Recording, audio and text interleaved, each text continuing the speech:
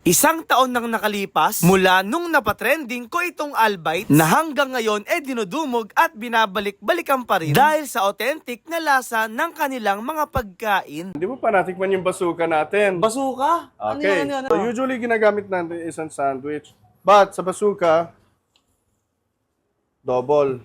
Dalawa? Alright? At napabalik nga ako ngayon dito para tikman ang ilan sa mga bago nilang produkto katulad nitong grilled kebab on stick. Meron na ding napakasarap na dip sauce na pwede mo ring ipalagay sa pita na kung tawagin ay hummus. At higit sa lahat nag-o-offer na rin sila dito ng basuka, ang kauna-unahan at pinakamalaking shawarma sa buong Cavite. Ilang inches yan kung ano? Etong kamay ko, oh. Uy, grabe nga, ang haba. Ops, teka, huwag mo kakalimutan ha, na-cars agent na ako dito sa Mitsubishi Manila Bay. Kaya ako nagbabalaki bumili ng mura at brand yung sasakyan, katulad nitong aming Montero, Expander, X-Force, L300, Triton Pickup at ang aming Mirage G4. I-PM nyo lang ako dito sa Facebook page ko o kaya tumawag kayo sa mga number na ito o kaya naman puntahan nyo ako mismo dito sa Mitsubishi Manila Bay. So paano, ihintayin ko kayo mag-apply at mag-inquire sa akin ha. Bye-bye! Hi, sir. Hi, sir. Hi! Hi, man.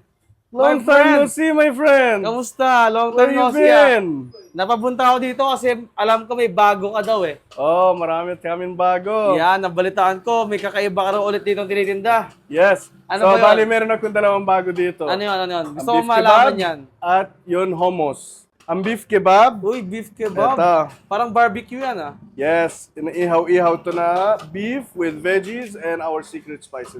Pwede rin yan sa pita. Yes, pwede siya sa pita, pwede siya with rice, java rice, or biryani rice. Oh. Ang isa pang bago ay ito, Ano yan? yung Uy, hummus. hummus. Parang ano yan ah. So Sauce? it's a dip. It's a very famous in the Middle East. Oh, okay. Authentic So, din yan. yes, ito pinaka-authentic na pagkain namin doon. Kinakain namin yan in the morning, sa umaga at sa gabi. Oh, okay. So it's for breakfast, for lunch, for dinner. Pwede din siya. Bukod dun sa mga pinakita mo sa akin, ano pang bago mo? Hindi mo pa natikman yung basuka natin. Basuka? Okay. Ano yun? Well, Sige. usually ang sandwich natin ay dito. Isa Ang lang? isa lang. Okay. Basuka, Basuka ilan? double. Dalawa? Dalawa. Uy, grabe. Ang laki niyan. Sasarapan pa rin natin to. So, Anong laman yan? gawan kita ng beef na bazooka. Sige. Alright? Beef, you know? Grabe, ang laki naman yan. Grabe. Ano nilalagay mo dyan? Ito ay garlic sauce, hot sauce. Yun. Hindi mo ubos yan ng isang tao. Hindi mo mauubos yan. Ang haba May titira niyan, pa. no? That's the tough part, is actually putting it together. Grabe naman yung shawarma ng haba. Grabe, ang haba. Location din namin, dito pa rin kami, Dito pa rin, sa Kantong Bukandala. Bukandala, Imus, Cavite, just sa harap ng Jollibee Bukandala. Okay, sige. Tikmo ko Etong na yan. basuka mo, oh. Okay, tikmo ko na yan. Kaya mo ba yan? Ang laki, grabe. At ito na nga mga tropa, matitikman na nga natin ang pinakamalaki at talaga namang napakalaki na shawarma na kauna-unahan nga dito nga sa Cavite. Sarap pa rin yung shawarma nila. Hindi nagbago yung lasa. Sarap. Wow. Grabe yung laman, siksik at ang dami talaga. Hindi tinipid.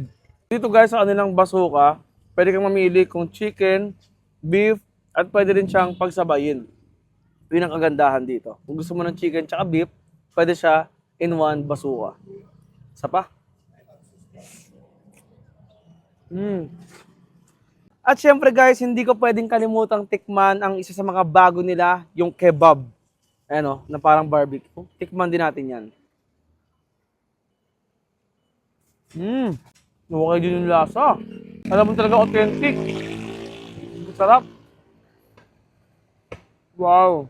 Ang lambot guys ng pinaka-kebab nila dito. Naghahalo-halo yung mga spices na nilagay nila. Sobrang solid. Sarap. So yun mga tropa, food trip ko rin mo ito. Maraming salamat sa panood nyo. Paalam. Bye-bye.